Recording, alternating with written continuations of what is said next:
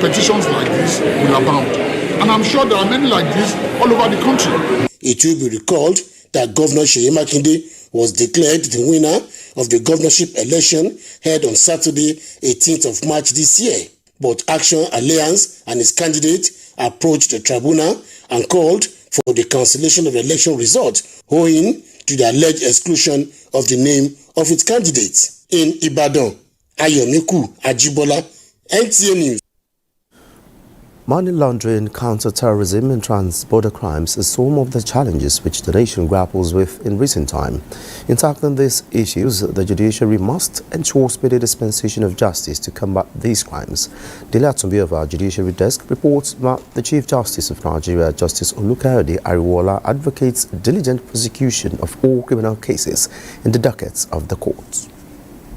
In this all are justices of the Supreme Court, those of the Court of Appeal, and judges of the Federal High Court. These judicial officers converge in Abuja to evaluate evidence in investigation, prosecution, and trial of terrorism, money laundering, and trans-border crimes. For the participants, their coming together is to enhance their capacity on current laws and procedures in handling money laundering, counter-terrorism, and trans-border crimes. The judicial officers pay attention to the probative value attached to evidence adduced in this gen of cases. They agree that their being up to date in terms of applicable laws will assist greatly in curbing criminality. It will not be out of place to emphasize that there is a correlation between transparent and efficient judiciaries, stable economies, and credible international financial systems. This is because timely, transparent, and efficient adjudication, including enforcement of laws which curb terrorism and money laundering, among others,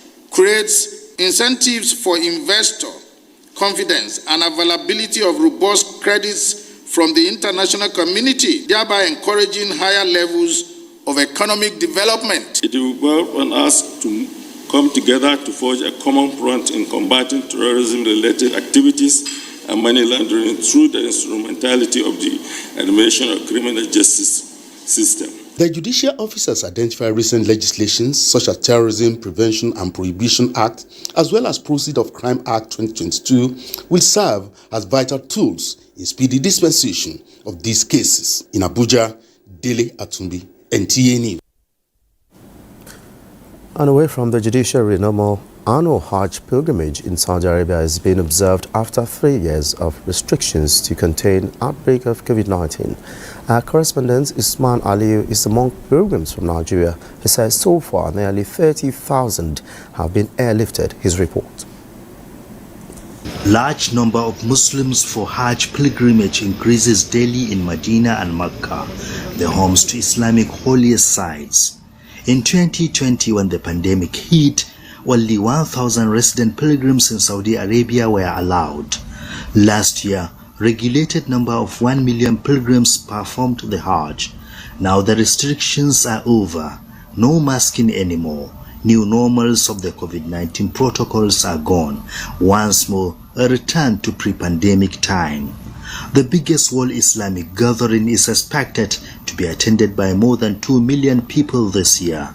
In Medina, the Muslims visit the holy mosque of Prophet Muhammad, pray and offer salutations. His grave is in the mosque, together with Abu Bakr and Umar, his closest companions.